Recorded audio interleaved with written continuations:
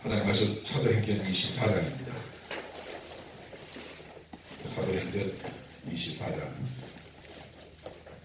10절에서 16절 말씀까지.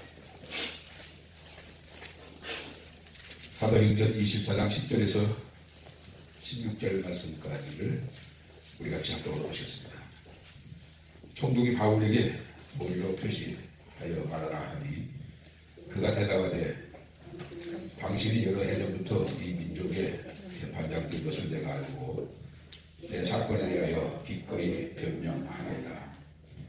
당신이 아실 수 있는 바와 같이 내가 예루살렘에 예배하러 올라간 지 열 이틀밖에 안 되었고 그들은 내가 성전에서 누구와 변론하는 것이나 회당 또는 시중에서 우리를 소독케 하는 것을 보지 못하였으니 이제 나를 고발하는 모든 일에 대하여 그들이 능히 당신 앞에 내세울 것이 없나이다. 그러나 이것을 당신께 고백하리이다. 나는 그들이 이단이라 하는 도를 따라 조상이 하나님을 섬기고 율법과 선지자의 글에 기록된 것을 다 믿으며 그들이 기다린 바 하나님께 향한 소망을 나도 가졌으니 곧 의인과 악인의 부활이 있으리라 함이니이다. 이것으로 말미암아 나도 하나님과 사람에 대하여 항상 당신의 거리낌이 없기를 힘쓰나이다.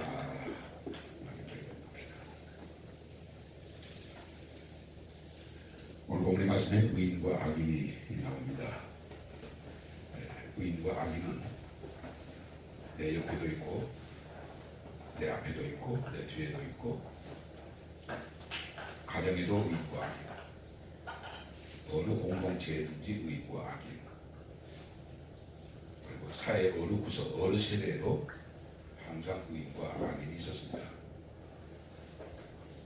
의인은 자기가 의인이라는 사실을 알지만 악인은 자기가 악인이라는 사실을 모릅니다.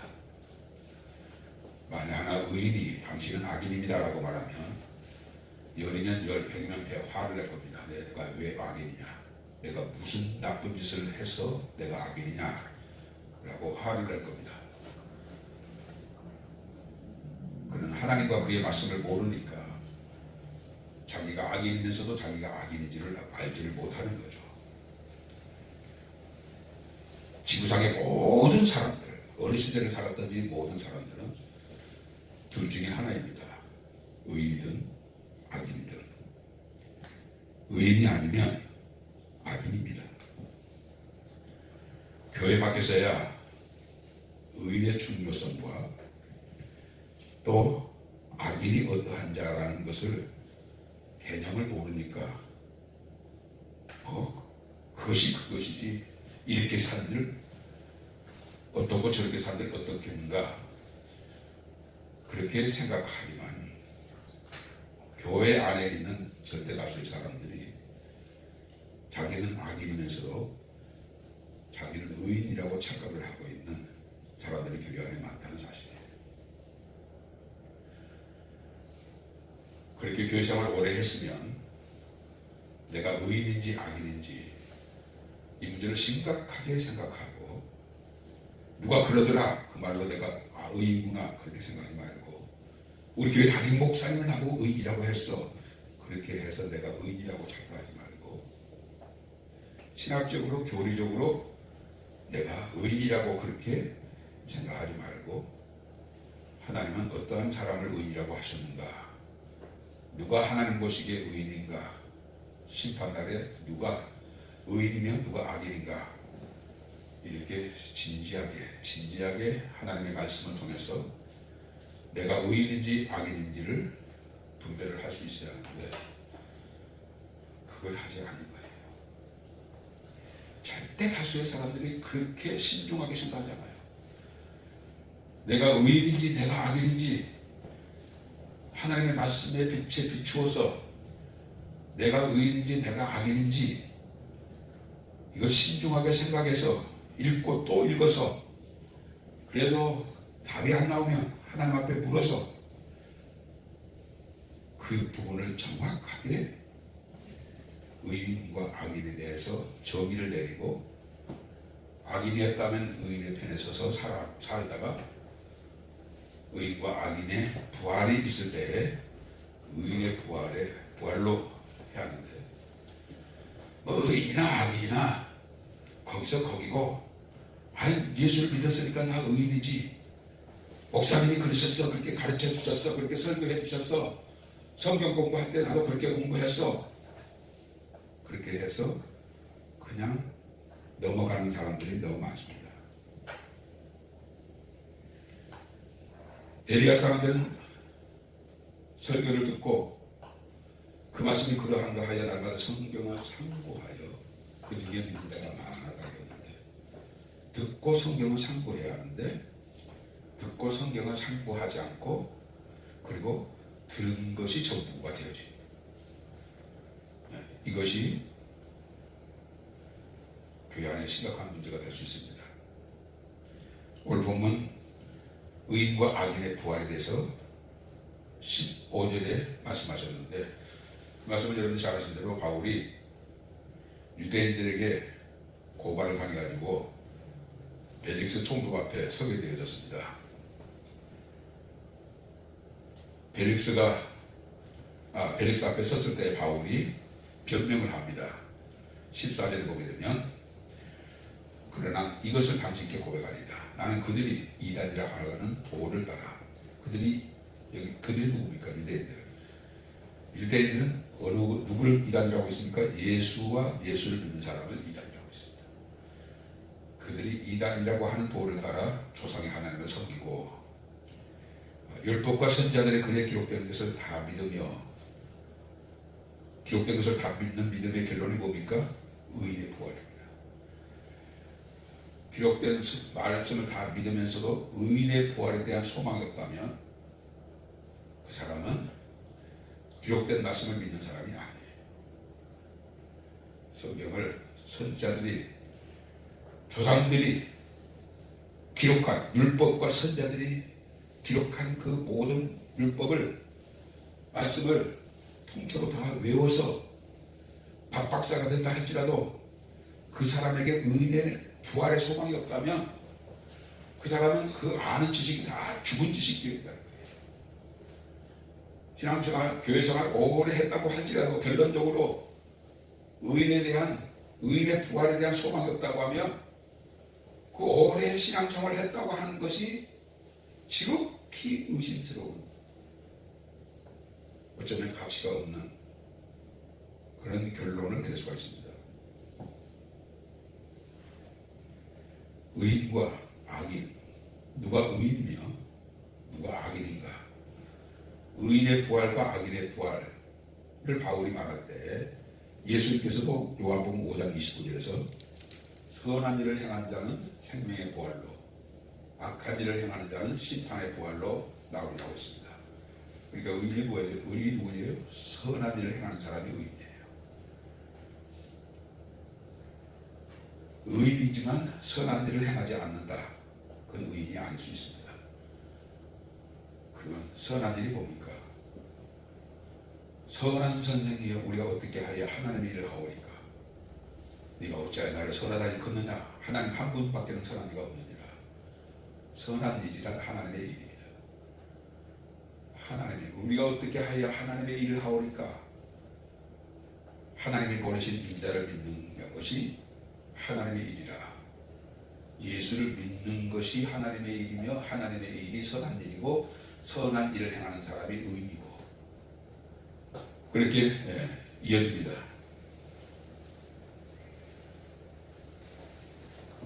그러니까 누가 그리스도의 의를 힘입어 우리가 하나님 앞에서 의인이 될 수 있을까? 히브리서 10장 38절에 보면 나의 의인은 오직 믿음으로 말미암아 살리라. 믿음으로 사는 사람이 나의 의인이다, 내가 인정하는 의인이다, 그 말씀이죠. 그렇다면 난 믿음으로 살았는데요, 또 이렇게 얘기할 수 있습니다. 예, 하나님이 인정하는 믿음을 가지고 그렇게 얘기할 수도 있지만 하나님이 인정하는 믿음이 아닌 다른 믿음을 가지고 있으면서 나는 믿음으로 살았습니다, 그러니까 나는 의인입니다, 그러니까 나는 의인의 부활에 참여할 자입니다, 이렇게 착각하지 말라는 거예요. 요 부분은 예리한 좌우에 낯선 검과 같은 검으로 정확하게 분별을 해야 돼요. 대충이 안 된다는 거죠. 오직 나의 의인은 믿음으로 말미암아 살리라. 이 말씀이 히브리서 10장에도 나왔고 하박국 2장 4절에도 나왔고 로마서 1장 27절에도 똑같은 말씀이 세 번이나 반복해서 나옵니다. 오직 나의 의인은 믿음으로 말미암아 산다. 믿음으로 말미암아 산다. 믿음으로 산다. 믿음이 있는데 산다가 없다고 하면 그 믿음은 믿음이 아니라는 거죠. 믿음으로 사는 삶이 없으면서 나는 믿으니까 의인이라고 말하는 사람들이 아마 전체적인 교인들의 통계를 통해서 정확하게 하나님의 말씀으로 분별을 한다고 하면 열의 9이 될 거예요. 믿음으로 사는 삶이 없이 나는 믿음으로 구원받았고 나는 믿음으로 말미암는 의를 이뤘다라고 그렇게 생각하는 거예요. 그럼 믿음으로 산다는 말이 또 정확하게 어떤 것이 믿음으로 사는 것입니까? 라고 묻는다면 우리가 잘 아는 갈라디아서 2장 20절이에요. 누구를 믿는 믿음으로 말미암아 산다고요? 하나님의 아들을 믿는 믿음으로 산다. 그 하나님의 아들이 무엇을 믿어요? 나를 사랑하사 나를 위하여 자기 몸을 버려 십자가에 피 흘려 죽으신 그 하나님의 아들을 믿는 믿음으로 사는 거예요. 그럼 나를 사랑하사 나를 위하여 자기 몸을 버리신 하나님의 아들을 믿는 믿음으로 산다는 것이 더 구체적으로 무엇을 말합니까? 라고 물으신다면 그 구절에서 정확하게 답이 나와 있어요. 내가 그리스도와 함께 십자가에 못 박혔나니 그런지 이제 내가 산 것이 아니요 오직 내 안에 그리스도께서 사신 것이라. 내가 육체 가운데 사는 것은 나를 사랑하사 나를 위하여 자기 몸을 버리신 하나님의 아들을 믿는 믿음 안에 산다. 하나님의 아들을 믿는 믿음 안에서 산다는 말은 내가 그리스도와 함께 십자가에 나를 못 박고 과거에는 내가 나를 위해서 살았지만 이제는 내가 산 것이 아니요 내 안에 계신 예수 그리스도를 위해서 사는 이 삶이 믿음으로 사는 삶이요 그 믿음으로 사는 삶이 하나님 보시기에 의인이요 그 의인이 죽은 후에 생명의 부활로 부활하자는 거죠. 이 말씀이 정확하게 정리가 되어지면 어떤 미혹의 말에도 우리가 넘어가지 않을 수가 있습니다. 이 말씀을 정확하게 이해하지 못하면 아멘에서는 안 되는 메시지에도 아멘하고 설교 잘한다고 하고 은혜 받았다고 하고 그렇게 잘못 되어질 수가 있다는 거죠. 이 말씀은 성경 전체를 요약할 수 있는 말씀이 바로 갈라디아서 2장 20절 말씀이기도 해요. 믿음에 대해서 정확하게 정리를 했어요. 정확하게. 나를 사랑하사 나를 위하여 자기 몸을 버리신 하나님의 아들. 그것을 믿는 사람들이 과연 몇 명이나 될까요? 목사님 무슨 말씀을 하십니까? 그걸 믿지 않고 어떻게 세례를 받았다고 할 수 있습니까? 그 믿지 않는 사람이 집사직을 받을 수 있겠습니까? 그걸 믿지 않는 사람이 권사직을 받을 수 있고 장로직을 받을 수 있고 목사가 될 수 있었겠습니까? 왜 나를 사랑하사 나를 위하여 자기 몸을 버리신 하나님의 아들을 믿는 믿음이 사람이 적다고 말하십니까? 많지요. 많은데 왜 적다고 하십니까? 라고 반문할 수 있습니다. 예, 눈으로 보기에는 그런 것 같지만 실제로 나를 사랑하사 나를 위하여 자기 몸을 버리셨다고 하는 이 하나의 사실을 믿는 사람이 그렇게 많지 않아요. 나를 사랑하사 나를 위하여 자기 몸을 버렸다. 누가? 하나님이신 예수님이 누구를? 죄인 중에 귀에서 같은 나를 사랑하사 어떻게 그분이 나 같은 자를 사랑하실 수 있어? 의 중에 의고 거룩한 중에 거룩하신 분이고 지존하시고 지성하신 그 하나님이신 예수님이 어찌 나 같은 자를 사랑하실 수가 있어요? 어떻게 이런 나를 사랑할 수가 있어요? 나도 나를 사랑할 수가 없는데 다른 사람이 나를 사랑하면서 나라는 사람이 어떤 사람인지 모르니까 나를 사랑한다고 할 수 있지만 정확하게 나를 안다고 하면 그 사람조차도 나를 사랑할 수 없는 그런 죄인입니다. 나는 그런 죄인인 나를 하나님이 사랑하셔서 자기를 버려 십자가에 빌려 죽으셨다고요? 그걸 보고 그것을 나보고 믿으라고요? 예, 그것을 사실로 믿으면 나를 그리스도와 함께 십자가에 못 박는 것은 쉬운 일입니다. 그것을 사실로 믿으면 나를 이제까지 나이만큼 살아왔는데, 나를 위해서 살았는데 이제는 나를 위해서 살지 않고 나를 사랑하사 나를 위하여 자기 몸을 버리신 하나님의 아들을 믿는 믿음으로 살겠습니다. 이거 쉬운 거예요. 그런데 그것이 통째로, 그 사랑이 통째로 믿어지지가 않아요. 이웃집 아저씨가 나를 위해서 죽었다고 한 것도 믿을 수가 없고, 심지어 남편이 아내가 부모가 자식을 위해서 죽었다고 해도 그것이 그렇게 쉽게 믿음으로 받아지지가 않을 수도 있는데, 하나님이신 예수님이 나를 사랑하사 나를 위하여 자기 몸을 버리셨다니, 이것을 믿는 믿음이 실체가 된다면 그는 바울사도처럼 자기를 십자가에 못 박고 이제는 내가 산 것이 아니고 내 안에 사신 예수 그리스도, 그분을 위해서 나는 살 수밖에 없습니다. 이 고백을 바울뿐만 아니라 그 사람을 믿는 사람이 100사람이면 100사람, 1000사람이면 1000사람 다 그렇게 살 수 있어요. 근데 그것이 지식으로 믿어지니까, 그것이 실체가 되지 아니하니까 주를 위해서 일하는 것도 힘들고 주님의 명령이 무언 진처럼 여겨지고, 꼭 그렇게 해야만 됩니까? 라고 따지고 그럴 수가 있습니다. 그러나 하나님이신 예수 그리스도가 나를 사랑하시고 그 사랑으로 나를 위해서 죽으셨다, 이것이 실체가 되어지면, 믿음으로 실체가 되어지면 다른 거 얘기할 필요 없어요. 기도하라고 할 필요 없어요. 예배드리자고 할 필요 없어요. 이거 하자고 말할 필요도 없어요. 그 사람이 나보다 10배, 20배 더 앞서서 예배하기를 좋아하고 기도하는 것을 좋아하고 주를 위해서 사는 것을 기뻐할 수밖에 없습니다. 근데 단순히 지식으로 아니까, 지식으로 아는 것이 믿음인 줄 착각을 하고 있는 거예요. 그래서 늘 이 부분을 묵상해야 돼요. 뭘 묵상해요? 십자가. 저 십자가를 묵상하면 하나님이 나를 어떠한 사랑으로 사랑하셨으며 예수님이 나를 어떠한 사랑으로 사랑하셨는지를 우리가 알게 되어지고, 또 한 가지 죄가 얼마나 무서운 것인지를 알게 되어지고, 하나님은 죄를 얼마나 미워하시는지를 또한 알게 되어집니다. 십자가를 깊이 묵상하는 묵상이 없으니까 하나님이 나를 어떠한 사랑으로 사랑하셨는지 십자가를 보고도 감동이 없고, 십자가를 깊이 묵상하는 묵상이 없으니까 예수님이 나를 사랑하사 나를 위하여 저 십자가 위에 못 박혀 피 흘려 죽으셨다는 사실을 감격하지 못하는 거예요. 남은 한 번 보고 스쳐 지나간다 할지라도 우리는 10번 보고 묵상을 할 수 있어서 진하게 주님이 나를 얼마만큼 사랑하셨는지를 저 십자가를 통해서 답을 얻어야 돼요.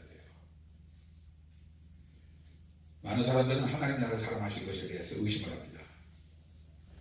하나님이 나를 사랑하시는데 내 꼴이 왜 이래? 아니, 하나님이 나를 사랑하시는데 내 모습이 왜 이래? 내 형편이 왜 이래?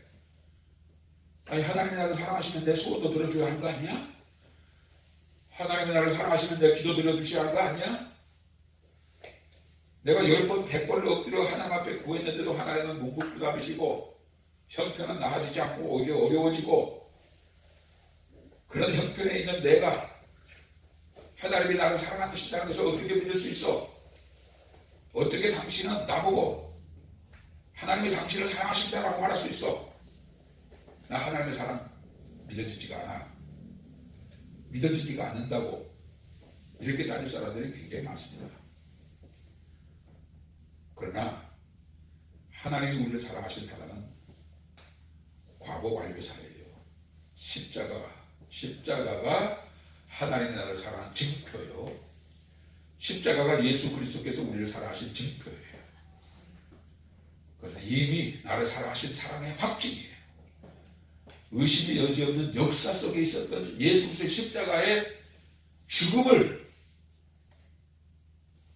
보고서 알고서도 하나님의 사랑을 의심한다고 하는 것은 그거는 지극히 악한 자가 할 수 있는 말이에요. 믿음이 없는 자가 한다고 말하는 것이 아니고 악한 자가 그렇게 말할 수 있는 거예요. 믿음으로 오직 의인은 믿음으로 말미암아 산다라고 했을 때 우리가 믿음으로 말미암아 사는 삶이 어떠한 삶입니까? 라고 묻는다면 갈라디아 2장 20절의 말씀으로 나를 그리스도와 함께 십자가에 못 박고 이제는 내가 나를 위해서 사는 것이 아니라고 오직 내 안에 사신 예수 그리스도를 믿는 믿음으로 산다. 다시 말하면 나 죽고 예수로 사는 삶을 사는 사람이 그 사람이 하나님이 인정한 믿음으로 사는 사람이요. 그렇게 사는 믿음의 사람이 하나님이 인정하시는 의인이란 말이에요. 그 의인이 죽어서 의인의 부활에 참여할 자라는 거죠. 이렇게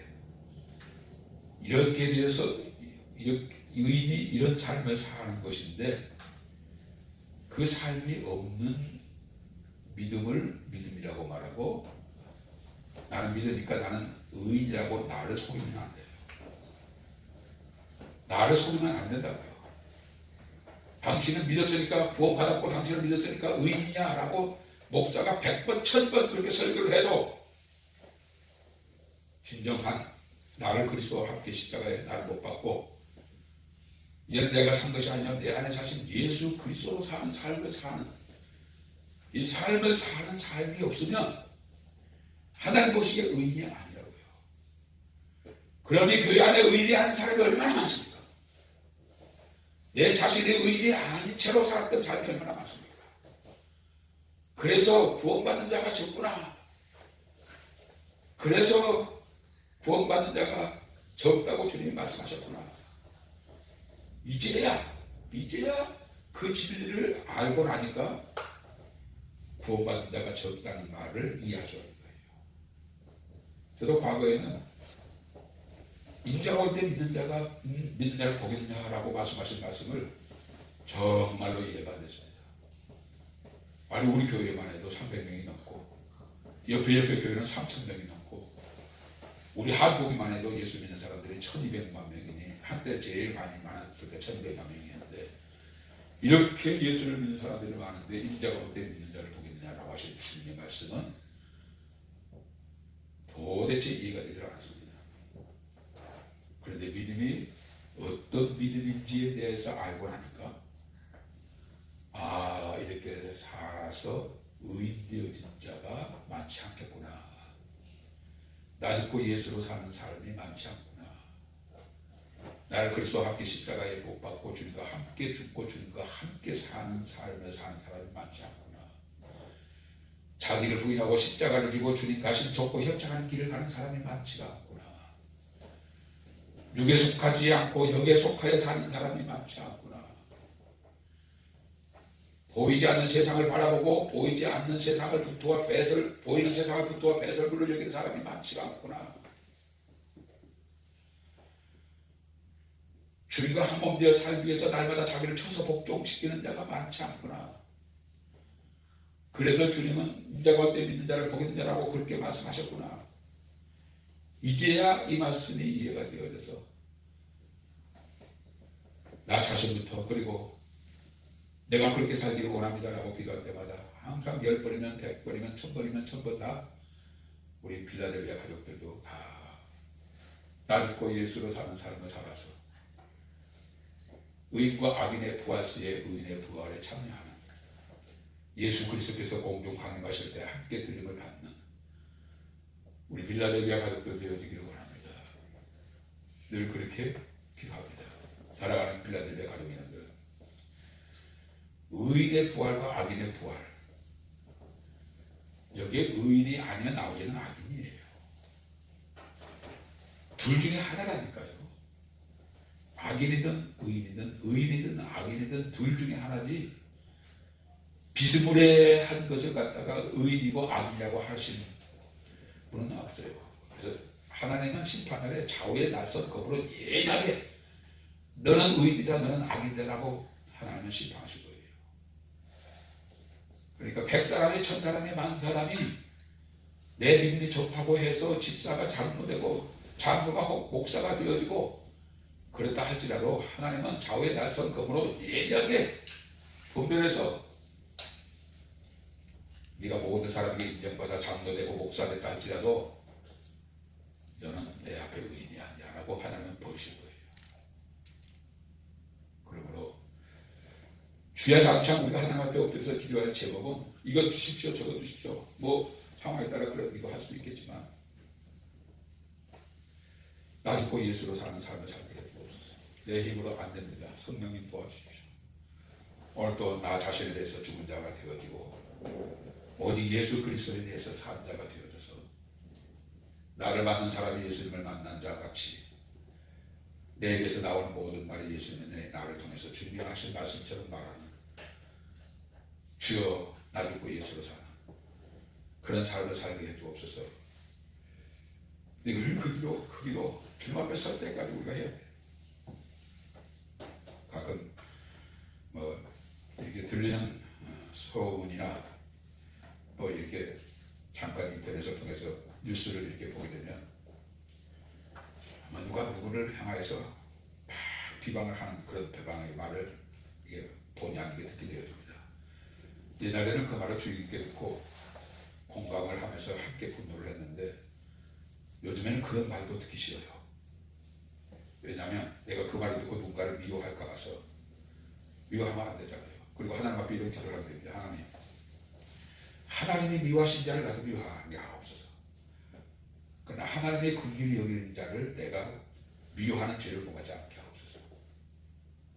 하나님은 악인까지도 긍휼히 여기셔서 회개하고 구원받기를 원하시는데 내 눈에 내 귀에 그 사람이 악한 자인 것처럼 느껴져서 하나님이 불쌍히 여기시는 자를 내가 악하다 하여 미워하는 죄를 범하지 않게 하옵소서. 그렇게 기도하게 되어집니다. 사랑하는 빌라델비아 가정님들, 의인의 부활이 얼마나 중요합니까? 악인의 부활은 얼마나 비참합니까? 악인의 부활은 어떤 부활이라고요? 심판의 부활로 나오고 있어요. 주님이 심판하시면 정죄받지 아니할 자가 없어요. 그러나 우리 의인은 심판을 받지 않으라고 그랬죠. 나를 믿는 자는 심판을 받지 아니하나니라고 했어요. 믿음이 왜곡되어져서 믿음이 오해되어져서 잘못된 믿음을 가지고 자기는 좋은 믿음인 줄 착각하고 악인인데도 의인인 것으로 착각하고 죽을 때까지 그렇게 살다가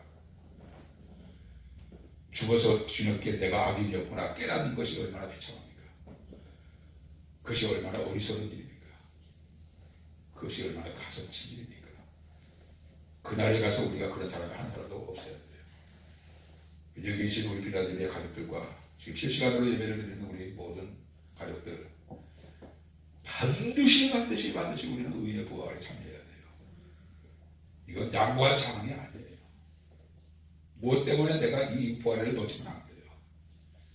무엇을 희생하고라도 무엇을 잃더라도 저와 여러분은 반드시 의인의 부활에 참여해야 돼요. 바울은 이 의인의 부활의 소망이 있었던 거예요. 의인의 부활의 소망이 있기 때문에 내가 당신 앞에 신문을 받다고 했어요. 의인의 부활의 소망이 있기 때문에 우리가 고난을 참는 거예요. 의인의 부활이 있기 때문에 억울함을 당해도 우리가 참는 거예요. 의인의 부활이 있기 때문에 오른밤을 찍어도 왼밤도 돌려낼 수 있는 거예요. 의인의 부활이 있기 때문에 속옷을 갖고자 하는 자에게 겉옷까지 쓸 수 있는 거예요. 사랑하는 빌라델비아 가정님들, 우리 바른 믿음 가져야 돼요. 이 바른 믿음에 대해서 시리즈로 5번인가 6번인가 언니가 설교를 한 적이 있었는데 그 바른 믿음의 총체적인 결론은 갈라디아서 2장 20절입니다. 나를 그리스도와 함께 십자가에 못 박고 이제는 내가 사는 것이 아니오 오직 내 안에 그리스도를 위해서 사는 삶을 사는 그 삶이 바른 믿음이에요. 바른 믿음. 그런데 우리가 나이만큼 나를 위해서 살았던 이 습관 때문에, 주변의 모든 사람들 다 그렇게 사는 삶 때문에, 그렇게 살지 아니하면 손해볼 것 같고 죽을 것 같고 고생할 것 같고 오해받을 것 같고 버림받을 것 같고 이래 이래 가다가 길을 멈추고 다시 예대고로 돌아가 버린 사람들이 많습니다. 그러나 바울사도는 끝까지 의인의 부활의 소망이 있었기 때문에 옥에 가는 것도 참을 수가 있었고 매를 맞는 것도 참을 수가 있었고 동족에게 이방인에게 버림받는 것도 참을 수가 있었고 마지막에는 로마에 가서 참수형을 당한 데까지도 기쁨으로 그 죽음을 참을 수가 있었던 거예요. 의인의 부활의 소망이 있었기 때문에. 이제 우리는 어려운 시대를 삽니다. 좋은 시대는 절대 오지 않습니다. 점점 어려움이 더 심해질 겁니다. 지금 변종 바이러스가 세계에 지금 큰 문제가 되고 있습니다. 사망률이 점점 더 많아지고 있습니다. 언제 교회를 다닐 수 없는 상황이 올지도 모릅니다. 그래서 우리가 언제 이렇게 편하게 앉아서 예배를 드리고 이렇게 살아야 합니다, 저렇게 살아야 합니다라고 우리가 모여서 예배를 드릴 수 없는, 메시지를 전할 수도 없고 들을 수도 없는 상황이 올지도 모릅니다. 그때에 가서는 여러분들이 골방에서 혼자 하나님 앞에 기도하면서 말씀을 잡고 죽으면 죽으리라 이르면 이리라 하고 끝까지 나아갈 수 있는 힘은 의인의 부활의 소망, 이거 한 가지예요. 의인의 부활의 소망, 이거 한 가지예요. 의인의 부활이 없습니까? 악인의 부활이 없습니까? 다시 한번 묻겠습니다. 의인의 부활이 없고 악인의 부활이 없다면 우리가 이렇게 예배를 드리는 것이 의미가 있습니까? 참아야 할 이유가 있습니까? 성경을 읽어야 할 이유도, 기도해야 할 이유도, 우리가 이렇게 절제하면서 살아야 할 이유도 하나도 없습니다. 의인의 부활이 있기 때문에 이런 것 저런 것이 다 생명이 있는 것이고, 의인의 부활이 없으면 착하게 살아라, 의롭게 살아라, 선하게 살아라, 참고 견디어라, 이 모든 말씀들은 다 생명이 없는 말씀들이라고요. 의인의 부활이 있기 때문에 참는 것이 복이고 견디는 것이 복이고 나를 예수로 사는 것이 복이고, 모든 것을 잃을지라도 내가 죽는다 할지라도 그 죽음까지도 복이 되어줄 수 있는 것은 의인의 부활이 있기 때문에 그렇습니다. 의인의 부활이 얼마나 영광스러운 겁니까? 반면에 악인의 부활은 얼마나 비참합니까? 저는 이 말씀을 읽으면서 악인의 부활에 대해서 잠시 생각해 봤습니다. 여러분이 잘 아시는 죽으면 사람이 지금 음부에 가 있습니다. 육은 흙에 땅속에 무덤에 묻혀서 불살라 채로 흩어져서 흔적을 찾아볼 수 없지만 그 영혼은 지금 지옥에 가 있는 말이에요. 그 지옥에 가 있는 그 영이 부활에 무슨 필요가 있냐고요. 부활에 무슨 필요가 있어요. 그런데 요한계시록을 보게 되면 바다가 죽은 자를 내어놓고 땅에 죽은, 무덤에 죽은 자를 내놓는다고 그랬잖아요. 악인이 부활할 거예요. 그래서 심판을 받을 거예요. 마지막 날에 천년왕국 끝나고 마지막 날에 그 심판이 있을 거예요. 어떤 심판? 백보다 심판. 백보다 심판이 있을 때는 다 의인이고 악인이고 부활하여 그 심판을 받는데, 여기서 여러분들이 기억하셔야 할 것은 들림을 받는 자들은 이미 산채로 변화가 되어져서 하늘에 있기 때문에 우리가 다시 육을 입을 필요가 없고, 그때는 이미 육을 입었어요. 변화된 영혼의 몸을 가지고 있는 거예요. 그러나